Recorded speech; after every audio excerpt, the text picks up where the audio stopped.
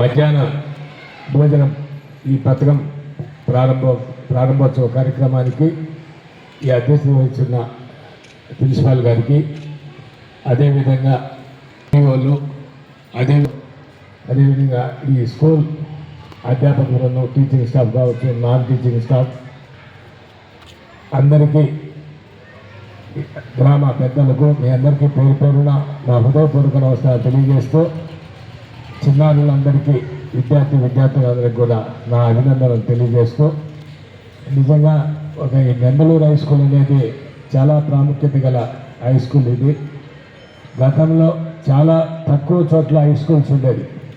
అలాంటిది నెంబలూరు ప్రాంతంలో ఎప్పటి నుంచో ఈ హై స్కూల్ ఇక్కడ నిజంగా ఇంతకుముందు మన మాజీ గవర్నర్ గారు అయితే కావచ్చు, ఓబుల్ రెడ్డి గారు కావచ్చు, ఎంతోమంది ఐఏఎస్లు అందించిన స్కూల్ ఇది, ఈ నెంబలూరు హై స్కూల్ అనేది.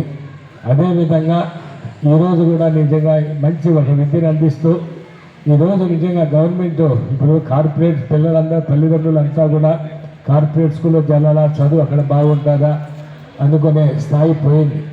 ఎందుకంటే ఇప్పుడు అన్ని ప్రభుత్వాలు కూడా గతలు, ఎందుకంటే విద్యపై ఎక్కువ మక్కువ, స్టాఫ్ అంతా కూడా ప్రైవేట్ స్కూల్లో స్టాఫ్ పనిచేసే వాళ్ళకన్నా చాలా గొప్పవాళ్ళు.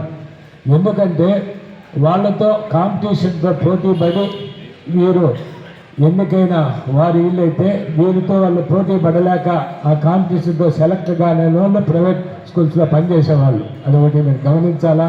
మంచి, ఎందుకంటే క్వాలిఫికేషన్ ఉండేవాళ్ళు గవర్నమెంట్ స్కూల్లో పనిచేసే వాళ్ళంతా కూడా ఈరోజు నిజంగా గవర్నమెంట్ స్కూల్లో కూడా చాలా ఉత్తీర్ణ శాతం పెరిగింది.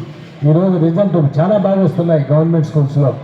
ఈరోజు నిజంగా ప్రభుత్వం, ఎందుకంటే విద్య అనేది చాలా ముఖ్యం. ఎందుకంటే ఏ ప్రభుత్వాలైనా కూడా విద్య, ఆరోగ్యాన్ని చూడాల్సిన బాధ్యత ప్రభుత్వాల ఉంది.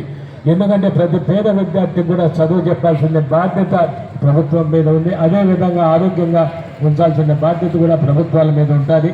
ఎందుకంటే ఎంతోమంది గవర్నమెంట్ స్కూల్స్లో పేద విద్యార్థులే గవర్నమెంట్ స్కూల్స్కి వచ్చేది. ఎందుకంటే ఈరోజు టీచర్లు, ఈరోజు ఉపాధ్యాయులు కూడా మీరు చూడండి, ఎక్కడ కూడా ఉపాధ్యాయులు పిల్లలు ఎంతో ఉన్న స్థాయికి పోయారు. ఎందుకు ఉన్న స్థాయికి పోయారు ఈరోజు? ఎందుకంటే వేరే డిపార్ట్మెంట్లో వాళ్ళకు 50 మంది ఉద్యోగస్తులు కూడా వాళ్ళకు వేరే వేరే ఆర్థికంగా ఆదాయాలు ఉంటాయి, వేరే వేరే సంపాదనలు కూడా ఉంటాయి. ఒక టీచర్కు ఒక జీతం తప్పక వేరే ఆదాయం ఎక్కడ కనపడదు. వారు ఎందుకంటే వారు ఎంతసేపు చదువు చెప్పడం, ఇంటికి పోవడం, నెల జీతం తీసుకోవడం తప్పక వేరే వాళ్ళకు వ్యాపకాలు ఉండవు. కాబట్టి భగవంతుడు ఎందుకంటే ఇంతమంది పిల్లలను ఉత్తమ భారత పౌరులుగా తీర్చిదిద్దుతున్నారు. కాబట్టి వారి పిల్లలకు కూడా భగవంతుడు ఆశీస్సులు ఉన్నాయి. కాబట్టి వారి పిల్లలు ఎంతో ఉన్నత స్థాయికి చేరగలిగారు. నిజంగా ఈరోజు ఇంకా మీరు కూడా, ఎందుకంటే మీరు బాగా ఉన్నత స్థాయికి చేరాలి. ఎందుకంటే మీ చదువు చెప్పిన గురువులను కావచ్చు, అదేవిధంగా మీకు చదువు ఇక్కడ ఇచ్చిన విద్యాలయాన్ని కావచ్చు, మీకు జన్మనిచ్చిన ప్రాంతాన్ని కూడా మీరు మరవకుండా, మీరు ఎంతతో ఉన్న స్థాయి చేరినప్పుడు మీరు 10 మందికి ఉపయోగపడే విధంగా మీ ప్రాంతానికి కావచ్చు, ఈ దేశానికి కావచ్చు, మీరు ఉపయోగం ఎదగాలని మనస్ఫూర్తిగా నేను ఆ భగవంతుని కూడా ప్రార్థిస్తూ, అదేవిధంగా డొక్కా సీతమ్మ గారిని నిజంగా ఎంతోమందికి ఆ రోజుల్లో కనీసం చిన్న వసతులు లేకుండా కూడా భోజనాలు ఉండి పెట్టారని చరిత్ర చెప్తూ ఉంటుంది. నిజంగా ఆ పేరు పెట్టడం నిజంగా అభినందనీయం.